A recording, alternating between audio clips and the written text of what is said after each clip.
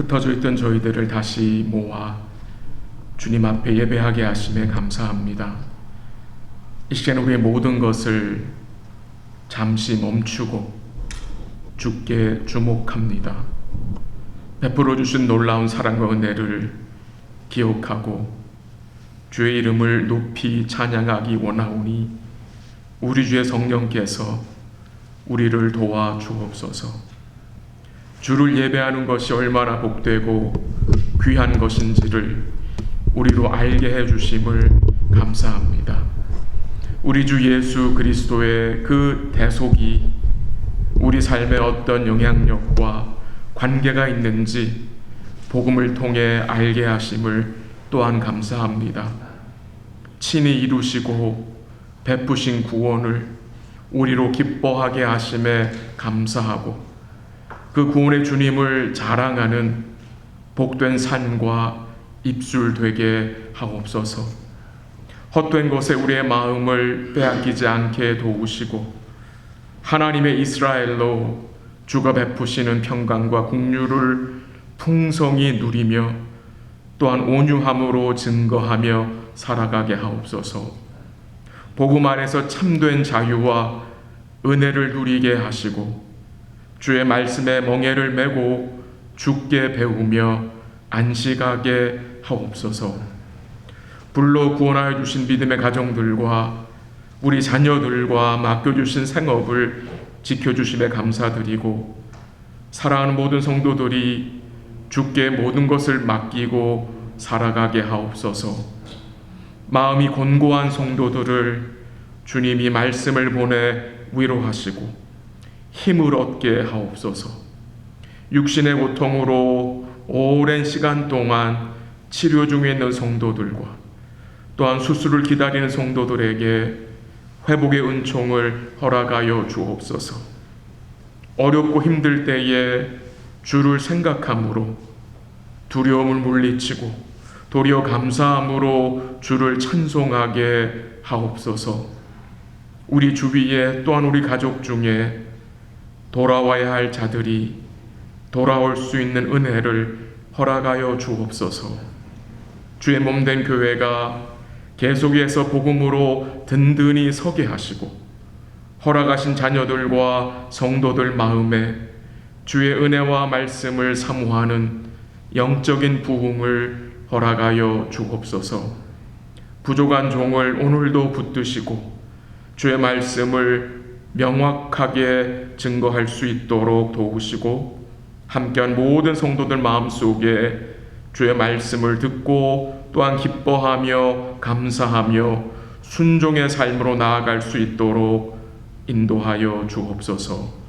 모든 것을 주께 감사드리며 예수님의 이름으로 기도합니다. 아멘.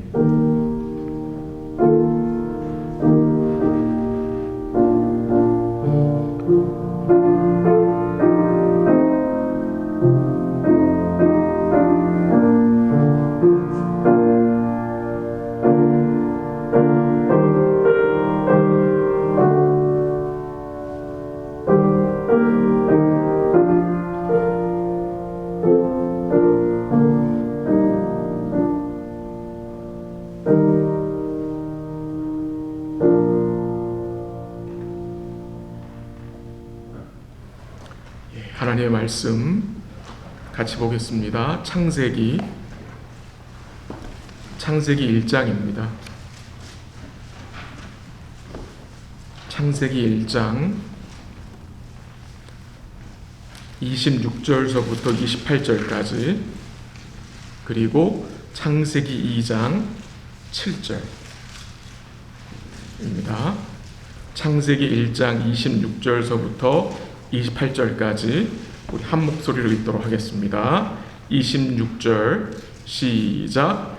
하나님이 이르시되 우리의 형상을 따라 우리의 모양대로 우리가 사람을 만들고 그들로 바다의 물고기와 하늘의 새와 가축과 온 땅과 땅에 기는 모든 것을 다스리게 하자 하시고 하나님이 자기 형상고 하나님의 형상대로 사람을 창조하시되 남자와 여자를 창조하시고 하나님이 그들에게 복을 주시며 하나님이 그들에게 이르시되 생육하고 번성하여 땅에 충만하라. 땅을 정복하라. 바다의 물고기와 하늘의 새와 땅에 움직이는 모든 생물을 다스리라 하시니라. 2장 7절 시작. 여호와 하나님이 땅의 흙으로 사람을 지으시고 생기를 그 코에 불어넣으시니 사람이 생명이 되니라. 아멘. 소교리 문답 7번째 시간입니다. 오늘 우리가 생각할 문답은 10번입니다. 혹시 가지고 계신 분, 제가 문제를 읽고 여러분이 답을 읽어주시면 좋겠습니다. 10번.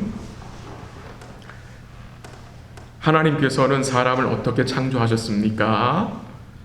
하나님께서는 사람을 남자와 여자로 자기 형상을 따라 지식과 의와 거룩함으로 창조하시되 피조물을 다스리게 하셨습니다.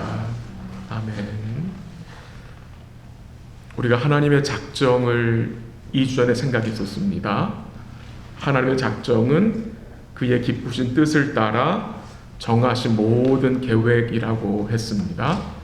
그리고 그 하나님의 작정, 그 하나님의 모든 계획은 두 가지를 통해 실현된다고 했습니다. 그 두 가지 혹시 기억나세요? 창조와 섭리입니다. 그래서 지난 시간에 저희가 하나님의 창조에 대해서 잠시 살폈습니다. 우리가 창조의 특징을 조금 생각했었는데요. 잠시 복습을 하면 하나님은 무에서 모든 것을 그의 말씀의 능력으로 6일 동안 창조하셨고 창조하신 것이 하나님 보시기에 심히 좋았더라고 했습니다. 하나님 보시기에 심히 좋았다는 의미는 혹시 여러분 기억나십니까? 하나님의 모든 것을 선하게 만드셨다는 말씀이며 그 말씀은 또한 하나님이 계획하신 대로 하나님의 그 온전한 계획대로 뜻대로 모든 것이 창조되었기 때문에 하나님이 만드신 만물을 보시고 심히 좋았더라라고 말씀하신 거라고 말씀을 드렸습니다. 그리고 하나님의 창조는 과학적 증거가 있어서 믿는 것이 아니라 오직 무엇으로 알 수 있다 그랬죠? 믿음으로만. 이제 오늘은 하나님이 인간을 자신의 형상대로 창조하신 내용을 볼 텐데요. 이 하나님의 창조에 있어서 이 클라이막스는 하나님이 인간을 만든 것입니다. 하나님은 인간을 자신의 형상에 따라 남자와 여자로 만드셨습니다. 여러분들 이해를 조금 돕기 위해서 이 소교리 문답은 답이 굉장히 짧아요. 간단한데 대교리 문답은 좀 답이 길거든요. 구체적으로. 그래서 제가 그 대교리 문답을 한번 읽어드릴게요. 요 문제에 대한. 그 대교리 문답에서는 문제 17번인데 하나님께서 사람을 어떻게 지으셨는가 답 읽어드립니다. 하나님께서 모든 다른 피조물을 만드신 후에 사람을 남녀로 지으셨는데 남자의 몸을 흙으로 지으시고 여자를 남자의 갈비뼈로 지으셨다. 그들에게 살아있는 이성적이며 불멸하는 영혼을 주셨다. 그들을 하나님의 형상대로 지식과 공의와 거룩함으로 지으시고 그들 마음속에 하나님의 법을 기록하시고 피조물의 통치권과 함께 하나님의 법을 지킬 수 있는 능력을 주셨으나 타락할 수도 있게 지으셨다. 조금 내용 길어요. 그렇죠? 조금 내용 긴데 제가 요약을 해드릴게요. 7가지로 요약이 돼요. 한번 들어보십시오. 하나님의 만물을 창조하신 후에 사람을 남자와 여자로 창조하셨습니다. 두 번째, 남자의 몸은 흙으로 창조하시고 여자는 남자의 갈비뼈로 창조하셨습니다. 세 번째, 살아있고 이성적이며 불멸하는 영혼을 사람에게 주셨습니다. 하나님은 자기의 형상대로 사람을 지식과 의와 거룩함으로 지으셨습니다. 그리고 하나님은 그의 법을 사람 속에 기록하셨습니다. 그리고 여섯 번째, 하나님은 아담과 하와로 다른 피조물들을 통치하게 다스리게 하셨습니다. 그리고 일곱 번째 마지막은 하나님의 법을 지킬 수 있는 능력을 주셨으나 타락할 수도 있게 지으셨다라는 요 내용입니다. 이렇게 나눠서 읽어드리면 그렇게 복잡하지 않은데 간단한 설명 좀 드려보면요, 하나님은 사람을 남자와 여자로 창조하셨습니다. 하나님이 창조한 성별은, 젠더는 단 두 가지뿐입니다. 여자와 남자뿐입니다. 중립 없고요, 다른 성별이 없습니다. 세상이 주장하는 기타 성별들은 성경에 나오는 것이 아니고요, 타락한 인간들이 뭡니까? 만든 것입니다. 또한 하나님은 불별하는 영혼을 주셨습니다. 우리의 영혼은 멸망되지 않습니다. 없어지지 않는다는 말이죠. 그리고 생기를 그 코에 넣어 부르시니 사람이 리빙 빙이 됐다고 합니다. 생명이 됐다고 했습니다. 그리고 하나님이 자신의 형상으로 인간을 만드셨다는 말은 하나님이 자신의 속성 중에 세 가지를 인간에게 이제 허락하신 건데, 그 세 가지가 지식과 거룩과 의입니다. 지식과 거룩과 의. 오늘 좀 우리가 생각할 내용 이 부분입니다. 하나님이 인간을 자신의 형상대로 만들었다는 의미는 하나님이 인간을 지식과 거룩과 의롭게 만드셨다는 그 의미입니다. 오늘 본문 1장 26절 보면요, 한번 읽어드릴게요. 1장 26절, 하나님이 이르시되 우리의 형상을 따라 우리의 모양대로 우리가 사람을 만들고 그들로 바다의 물고기와 하늘의 새와 가축과 온 땅과 땅에 기는 모든 것을 다스리게 하자 하시고, 하나님이 말씀하셨어요. 우리의 형상을 따라 우리의 모양대로 우리가 사람을 만들자. 여러분, 하나님의 형상이 있습니까? 하나님은 형상이 있는 분입니까? 없는 분입니까? 우리가 문답 4번에서 배웠죠. 하나님은 영이시니. 하나님은 영이라고 했어요. 그러니까 하나님은 영이시기 때문에 눈에 보이는 형상이나 모양이 없는 분입니다. 그럼 하나님이 자기의 형상대로 인간을 만들었다는 그 말씀은 눈에 보이는 외모를 말씀하는 것이 아니라 하나님의 속성을 인간에게 허락하셨다는 말입니다. 즉 하나님은 인간으로 자기를 닮게 만드셨다는 말입니다. 그래서 속성을 주신 거예요. 지식, 그 다음에 의, 그 다음에 거룩함. 왜 그랬을까요? 하나님은 그가 만드신 인간을 통해서 하나님의 그 속성을 드러내시기를 원하신 것입니다. 그러면 이제 이걸 한 가지 생각을 해볼게요. 하나님이 인간을 지식과 그 다음에 거룩과 의롭게 창조했다는데 그 세 가지 좀 간단히 설명드려볼게요. 하나님이 아담과 하와를 만드셨을 때에 그들이 지식을 주셨습니다. 왜 지식을 주셨느냐? 하나님은 아담과 하와와 뭐 하기 위해서? 교제하시기 위해서. 그래서 하나님이 말씀하시면 아담과 하와는 그 말씀을 이해해요, 못해요? 이해할 수 있습니다. 하나님이 아담에게 선악을 알게 하는 열매를 먹지 말라 했죠. 그 말씀을 아담은 이해했습니다. 왜? 하나님이 아담과 하와에게 지식을 주셨기 때문에. 창세 2장에 보면 아담이 그 에덴에 있는 모든 동물의 이름을 짓습니다. 하나님 지식을 주셨기 때문입니다. 또한 하나님은 아담에게 말씀하시고 말씀하신 내용을 아담이 하와에게 뭐 할 수 있습니까? 전해줄 수 있습니다. 왜요? 지식이 있기 때문입니다. 그래서 하나님이 아담과 하와에게 지식을 주셨다는 것은 하나님이 그들에게 선지자직을 주셨다는 말씀입니다. 선지자직. 사단이 아담과 하와에게 거짓으로 유혹을 하죠.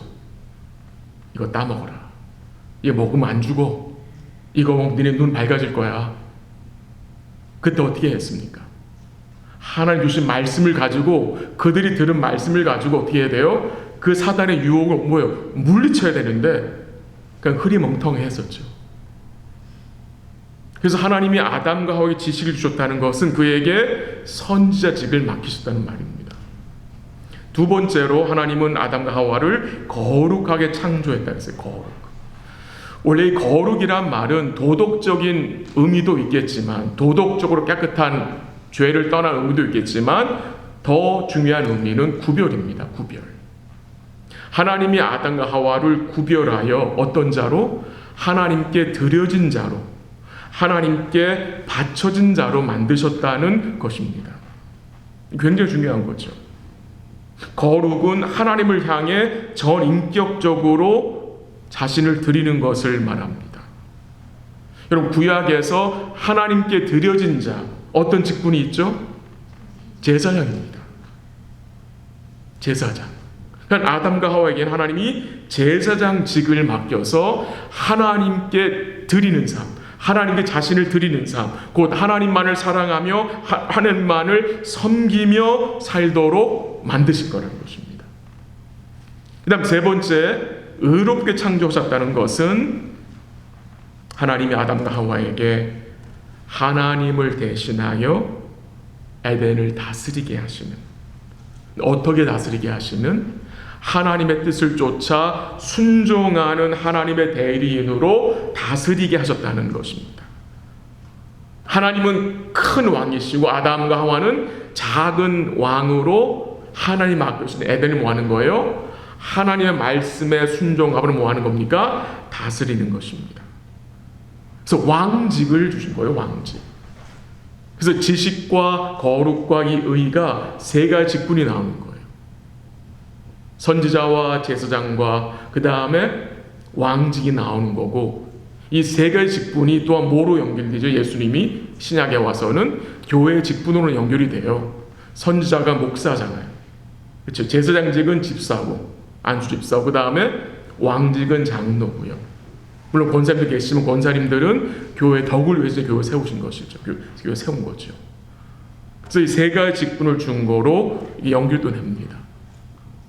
그런데 이 죄가 들어온 이후에 하나님의 형상으로 창조된 아담과 하와가 어떻게 됩니까, 여러분? 그들에게는 하나님의 형상이 깨어집니다. 망가집니다. 어떻게 망가집니까? 그들이 가지고 있던 하나님에 대한 지식이 어떻게 돼요? 어두워졌습니다. 그들이 부여받은 선지자직의 특징이 사라진 것입니다. 마태복음 13장 14절 15절 내용을 좀 이제 요약해서 말씀드리면 들어보십시오. 너희가 듣기는 들어도 뭐예요? 깨닫지 못하고 보기는 보아도 알지 못한다. 왜? 마음이 완악하여져서 귀는 둔하여졌고 눈은 어두워졌다. 여러분, 뭐 때문에 눈이 어두워지고 귀가 둔해진 것입니까? 죄라는 것입니다. 죄. 이 죄가 들어온 이후에 아담과 하와 속에 있던 그 하나님의 지식이 어두워진 것입니다.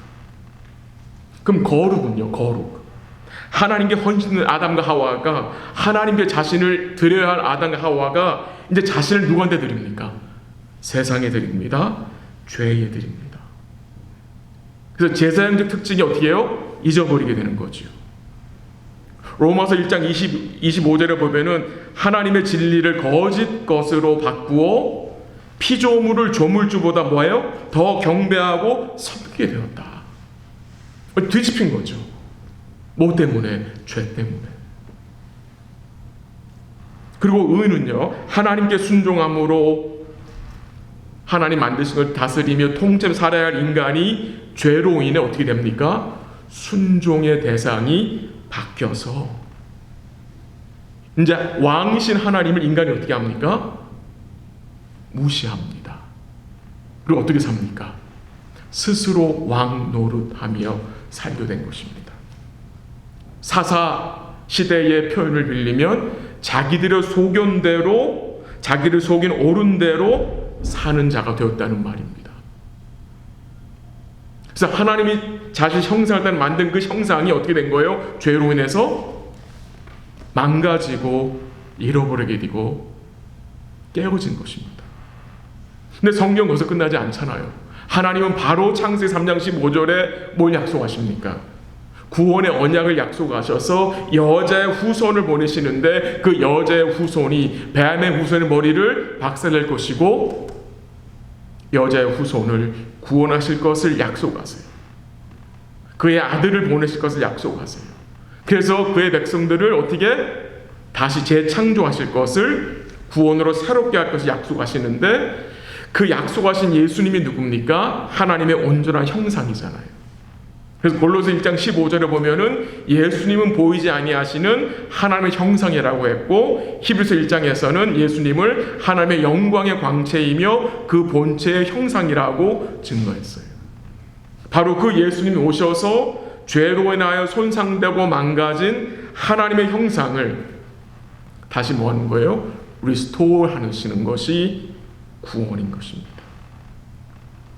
죄로 잃어버린 것, 하나님을 아는 지식이잖아요. 거룩이잖아요. 의잖아요. 이것이 하나님의 온전한 형상이신 예수님을 통해서 회복되는 것이 뭐예요? 구원인 것입니다. 가지고 있던 하나님의 형상이 죄로 망가졌지만 예수님을 통해 하나님의 형상이 아주 회복되는 것. 사도 바울은 그것을 이렇게 얘기합니다. 한번 들어보십시오. 가지 마시고 골로새 3장 10절인데, 새 사람을 입었으니 이는 자기를 창조하신 이의 형상을 따라 지식에까지 새롭게 하심을 입었느니라 합니다. 지식에까지 새롭게 입었다. 다시 진리의 말씀 돌아와 죄의 말씀을 듣고 어떻게 해요? 그 지식이 새로워졌다는 거예요. 하나님을 알게 됐다는 거죠. 그 다음 거룩에 대해서는요. 고린도후서 5장 15절 들어보십시오. 그가 그리스도께서 모든 사람 대신하여 죽으심은 살아있는 자들로 하여금 다시는 그들 자신을 위하여 살지 않고 오직 그들을 대신해 죽었다가 다시 살아나신 이를 위하여 살게 하라 하심이라. 이 구원의 은혜를 받아 주의 거룩하신 입은 성도는 이제 어떻게 해요? 우리 위해 죽으신 그리스도를 위해 살고자 하는 마음을 받게 되었다는 말입니다. 다시 하나님께 우리의 삶을 드리는 자로 살게 하셨다는 말입니다. 의는요, 불의한 자가 되었지만 예수님의 의로 어떻게 됐어요? 의로운 자가 되어 이제 우리 마음속에 성령을 하나 주셔가지고 우리로 주께 순종하기를, 하나님의 의를 드러내기 원하는 자로 살게 하셨다는 것입니다. 그래서 망가진 하나님 형상이 예수님을 통해서 회복된 내용을 제가 이렇게 잠시 설명을 드렸습니다. 이제 조금 더 설명드릴 내용이 그 대교리 문답 17번의 7번 내용이었어요. 7번째 내용 한번 다시 읽어드릴게요. 들어보세요. 아담과 하와에게 하나님의 법을 지킬 수 있는 능력을 주셨으나 타락할 수도 있게 지으셨다. 좀 말이 애매합니다. 조금 그렇게 쉽지 않아요, 내용은요. 근데 조금 제가 설명을 드려볼게요. 이 내용이 아주 중요한 내용이거든요. 하나님은 아담과 하와에게 하나님의 법을 지킬 수 있는 능력을 주셨는데, 그 아담과 하와 창조된 그 상태가 어떤 상태예요? 죄를 지을 수 있는 상태라는 말이에요. 타락할 수 있게 지어졌다는 거예요. 불순종할 수 있게, 죄를 범할 수 있게, 온전한 상태 아니라는 말이죠. 강조하고 싶은 내용은 요건데요. 범죄하기 전 아담의 상태가 어떤 상태입니까? 하나님 그들에게 하나님의 법을 지킬 수 있는 능력을 주셨어요. 그 능력을 우리가 자유의지로 말할 수 있어요.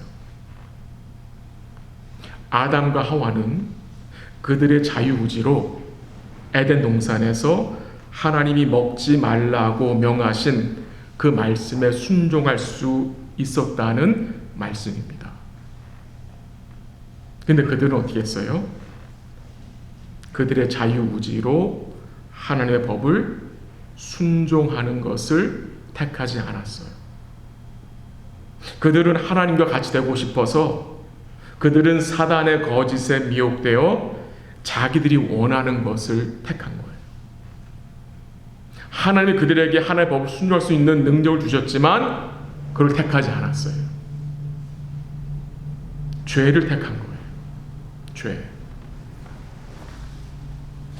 근데 인간들이 죄를 범한 이후에 그럼 어떻게 되느냐? 이게 되게 중요한 건데요. 죄를 짓기 전에 하나님 아담과 하와에게 하나님의 법을 지킬 수 있는 능력을 주셨는데 이 죄가 들어온 이후에 그 능력이 어떻게 돼요? 상실됩니다. 하나님께 순종할 수 있는 그 자유의지가 상실이 돼요. 근데 이 말은 무슨 말입니까? 우리가 일상 속에서 우리도 원하는 것을 선택하고 결정하는 그런 자유의지가 없었단 말이 아닙니다. 우리 자유의지가 있잖아요. 저녁에 오늘 예배 마치에 가서 사과를 먹겠다, 포도를 먹겠다. 우리가 원하는 대로 하잖아요. 그러나 우리가 하나님을 의지하고 예수님을 나의 주님 믿겠다고 하는 그런 나의 의지는 더 이상 없다라는 말입니다. 타락한 이후에. 왜요? 하나님의 형상으로 창조된 인간이 죄로 말미암아 그 형상이 망가졌기 때문에, 타락했기 때문에. 그래서 에베소 2장 1절에 보면은 죄와 허물로 죽은 우리를 하나님 살리셨다고 해요. 죄와 허물로 죽었다 그래요. 그 말은 무슨 말입니까? 죄와 허물로 죽었다는 말은 우리의 우리의 의지로 스스로 구원에 이르도록 예수님을 믿을 수 없다라는 말입니다. 그 의미입니다. 그럼 여기까지 혹시 동의가 되십니까? 예. 그런데요, 우리가 예수님을 믿으려면 우리가 구원을 원하는 마음이 있어야 그리스도를 우리의 마음으로 원하잖아요. 근데 문제는 죄로 타락한 인간 마음 속에 스스로 그리스도를 원하는 소원이 생길 수 없다라는 말입니다. 그게 문제입니다. 목사님, 지금 제 마음속에 그 소원이 생겼는데 그 말은 무슨 말입니까? 그 마음이 우리 스스로 마음을 바꾸어서 생긴 것이 아니라 그 마음을 하나님 뭐 한 거예요? 주신 것입니다. 그것을 은혜라고 말하는 것입니다. 그게 바로 중생 거듭남입니다. 여러분, 바울이 그리스도를 원하는 그 마음이 자기 의지로 스스로 생기게 것입니까, 여러분? 아니죠. 바울이 언제 주님을 만났는지 여러분 기억나시죠? 그가 제사장들에게, 종교 지도자들에게 공문을 받아서 다메섹 석상으로 가다 만났어요. 왜 그가 다메섹 땅으로 가려고 했습니까? 그곳에 있는 교회를 박해하려고, 그곳에 있는 예수 믿는 자들을 감옥에 집어넣으려고, 핍박하려고 가다가 예수님이 그를 찾아왔습니다. 바울이 스스로 마음을 바꿔먹어서 이제 내가 이렇게 살지 말고 예수를 좀 찾아야 되겠다라고 해서 그게 된 게 아니라는 것입니다. 여러분과 제가 전도하려고 하는 사람들이 있잖아요. 그 전도 대상들이 그들 스스로 그리스도를 원하는 마음이 생길 수 있습니까? 절대 생길 수 없어요. 절대 못 생깁니다. 왜? 인간의 마음은 죄로 타락하기 때문에 하나님을 찾고자 하는 마음이 우리 마음속에 스스로 생길 수가 없어요. 그럼 어떻게 생기느냐? 우리 마음에 그리스도를 원하는 마음을 하나님이 심어주시지 않으면 안 생겨요. 오늘 여러분과 제가 예수를 구주와 주를 믿을 수 있는 이유가 무엇입니까? 하나님 우리에게 그 마음을 주셨기 때문입니다. 이게 정말 기적 중의 기적입니다. 그 마음을 주신 하나님이 그 마음이 우리 마음 속에서 떠나가지 않게 우리를 붙들어 주세요. 여러분, 그게 기적인 거예요. 주님이 우리의 마음을 붙들어 주지 않으면 우리는 예수를 뭐 할 수 있어요? 충분히 배교할 수 있는 자들입니다.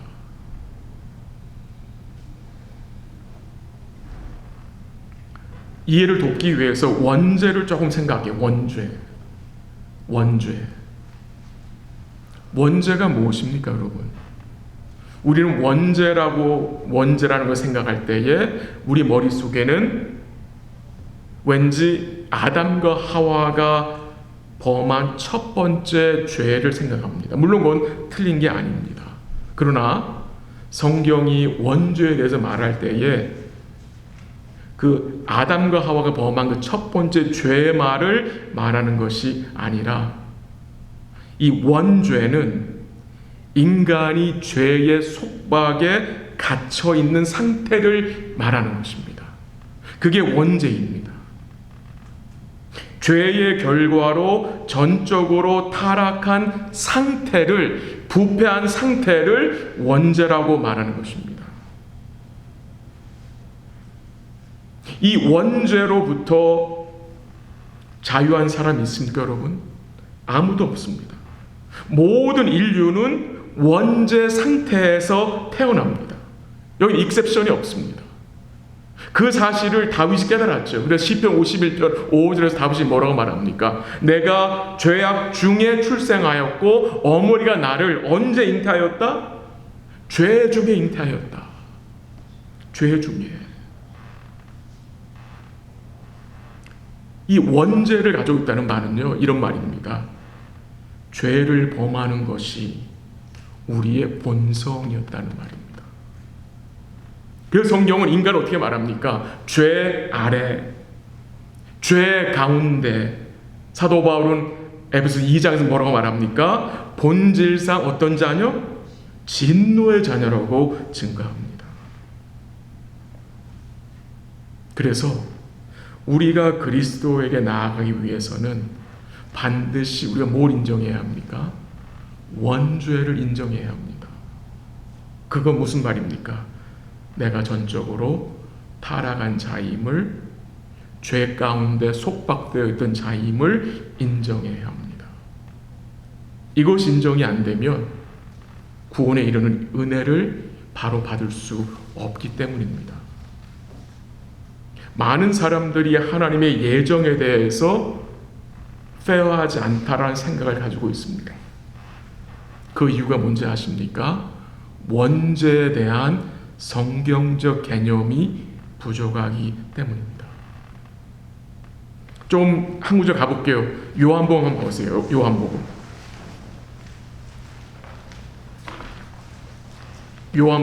6장 44절 한번 가보십시오. 신약성경 요한복음 6장 44절 한번 같이 읽어볼까요? 6장 44절 154면 요한복음 6장 44절 시작.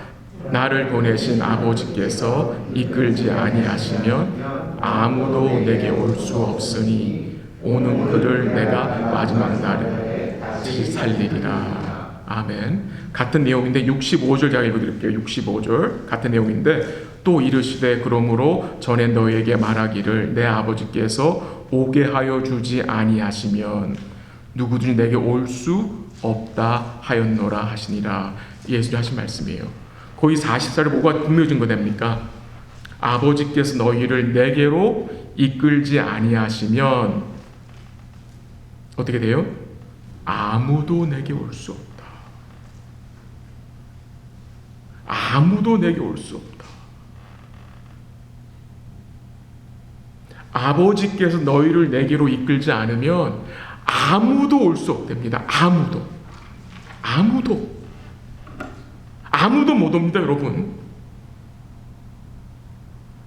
아무도 못 와요. 아버지 이끌지 아니하시면. 아버지께서 이끌어야 내게 올 수 있다라고 말씀하십니다. 내게로 올 수 있다는 이 말씀은 예수님이 그 사람들이 오는 것을 막는다는 의미가 아니죠. 너에게는 너희 스스로 올 수 있는 능력이 없다는 말입니다. 왜 아버지가 이끄셔야 합니까? 그들 스스로 올 수 없기 때문에, 그들 스스로 못 오기 때문에 아버지가 이끄셔야 한다는 거예요. 여러분, 이게 구원인 거예요. 여러분이 어떻게 예수님께 나아오셨습니까? 아버지께서 이끌어 주셨기 때문입니다. 아버지께서 이끌어 주시지 않으면 아무도 못 와요. 오지 못합니다. 그러니까 아들에게 나아올 수 있는 그 필수 조건이 뭐예요? 아버지의 이끄심입니다. 아버지의 간곡적인 역사, 조금 다른 말로 표현하면 성령의 역사, 성령 거듭나게 하심, 똑같은 거겠죠. 같이 연결이 되는 거겠죠. 이 타락한 인간은 스스로 우리의 능력으로 예수님 나아갈 수 없어요. 아버지의 이끄심이 필요 조건인 것입니다. 저는 이게 기적으로 생각이 됩니다. 하나님이 저를 예수님께로 이끌어 주셨어요. 우리 성도는 마찬가지잖아요. 이끌어 주셨기 때문에 오신 거예요. 누구를 이끌어 주시느냐? 하나님이 창세 전에 그리스도 안에서 예정한 자를, 곧 구원받기로 하나님이 작정한 자는 하나님 반드시 뭐 하세요? 이끄세요. 누구한테로? 그리스도에게로. 이 지금 6장 44절 말씀과 연관되는 말씀이 요한복음 3장에 나오는데 니고데모 얘기예요. 여러분 아시는 내용이에요.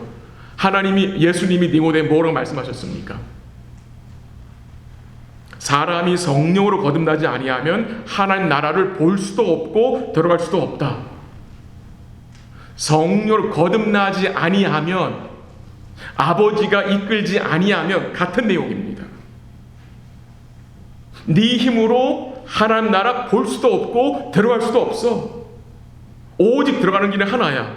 아버지의 이끄심, 곧 성령 거듭나게 하심으로 들어갈 수 있다는 것을 가르치는 거예요. 그래서 말씀드린 핵심은 이겁니다. 구원은 하나님과 인간이 협력해서 이루는 게 아닙니다. 로만 캐톨릭의 구원관은 어떤 구원관입니까, 여러분? 신인 협력구원입니다. 하나님이 halfway 오고 우리가 halfway 가서 중간에서 만나는 거예요. 하나님 50% 하고 우리가 50% 해서 거기서 구원이 이루어진다는 거예요. 그거는 비성경적인 구원관이에요.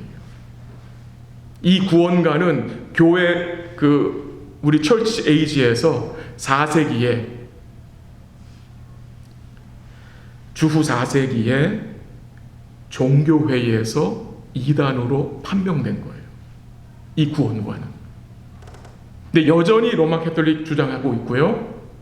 또한 슬픈 마음, 정말 마음 아픈 일이지만 기존 교회에서 이 구원관을 여전히 가르치는 데 얼마나 많이 있습니까? 왜 50-50이라고 합니까? 왜 하나님 반 오고 너희가 너희 자유의지로 반 가야 되라고 주장합니까? 그 이유는 간단합니다. 원죄의 개념을 잘 이해하지 못하기 때문에. 그들은 원죄를 어떻게 이해합니까? 우리는 원죄를 어떻게 이해합니까? 인간은 전적으로 타락한 자다라고 인정합니다. 그래서 갈 수 없는 자라는 거죠. 근데 로마 캐톨릭은 뭐예요? 부분적 타락입니다. 그러니까 나아갈 수 있다는 거예요. 어느 게 맞느냐? 저는 우리가 지금 제가 말씀드린 이 구원관이 저는 분명히 맞다고 믿습니다. 인간은 죄로 인해서 halfway도 갈 수 없습니다. 한 발짝도 예수님 대해서 그 발짝 뛰지 못한 원 스텝도 나갈 수가 없는 자들입니다. 근데 어떻게 하셨어요? 아버지의 이끄심으로 우리의 의지를 하나님이 새롭게 하셔서 그 이끄심의 결과로 거듭나게 하심의 결과로 이제 우리가 어떤 마음이 생깁니까? 주를 믿고 싶은 마음이 생기잖아요. 주님 믿어지는 거잖아요. 이것이 구원이거든요.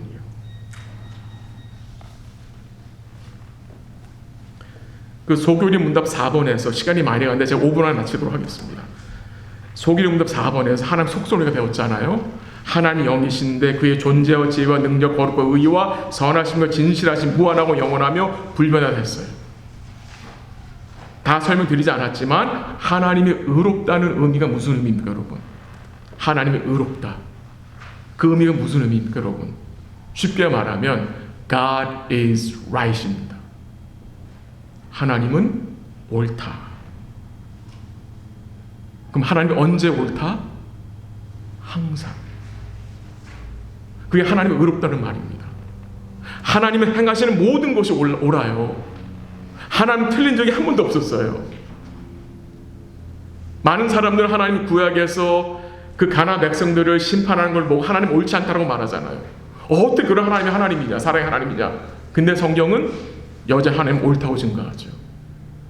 하나님은 구원을 행하실 때만 옳으신 분이 아니에요. 하나님은 그가 심판을 행하실 때도 하나님은 옳은 심판이고 그의 심판은 의로운 심판이에요. 모든 행사가 옳아요, 하나님은. 그렇다면 하나님의 예정은요? 하나님의 작정은요? 지금 성경에 나오는 내용들이잖아요. 얼마나 많은 사람들이 하나님 예정이 잘못되었다고, 이거는 불공평하다고, 우리의 자유의지를 완전히 묵살시켜버리고 하나님 마음대로 한다라고 생각합니까? 그렇게 말하는 마음속에는 어떤 마음이 있는 겁니까? 하나님이 틀렸다는 말이에요. 근데 하나님 틀릴 수가 없거든요. 하나님은 의로우신 분이거든요. 항상 옳으신 분이에요. 말씀 정리할게요. 우리 사랑하는 성도 여러분, 왜 하나님 우리를 자기 형상대로 창조하셨고 죄로 타락한 인간을 왜 구원하셨습니까? 우리가 하나님의 형상대로 창조된 사실을, 다시 하나님 형상 구원된 사실을 왜 우리가 알아야 합니까?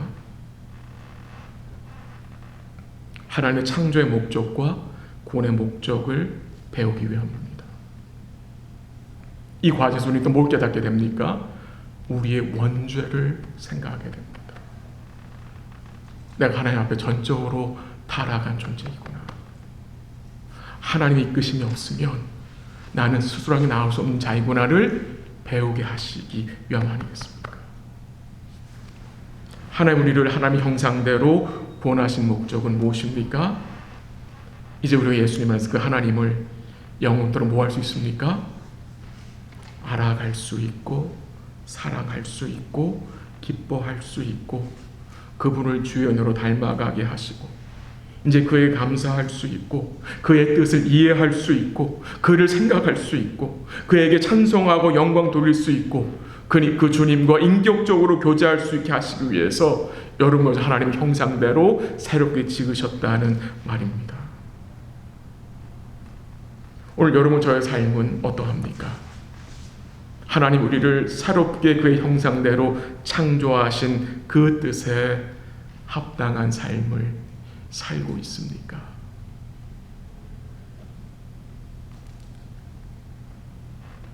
하나님 우리를 지식에, 거룩에, 의에 새롭게 하셨잖아요. 이 지식, 계속 하나님 알아가는 자들이 되어야 하고요. 우리는 그냥 거룩, 하나님께 드려지는 자로, 하나님을 사랑하는 자로. 그리고 의는 무엇입니까? 믿음으로 그 하나님 주님께 뭐하는 자로? 순종하는 자로 살아가는 것이 하나님의 거룩하신 뜻이고 구원하신 목적이 되는 것입니다. 저는 이 복된 목적이 예배를 통해 가장 잘 나타난다고 생각을 하고요. 우리가 계속 신실한 예배자로 살 때에 이런 모습들을 우리 일상에서 드러낼 수 있다고 또한 믿습니다. 우리 사랑하는 성도들이 계속해서 하나님의 창조와 구원의 목적을 기억하시고 이끌어 주신 그 은혜, 거듭나게 하셔서 주를 믿게 하신 그 은혜에 감사하며 기뻐하며 그 주님과 교제하시는 복된 삶이 될 수 있기를 주의 이름으로 간절히 기도합니다. 잠시 기도하겠습니다.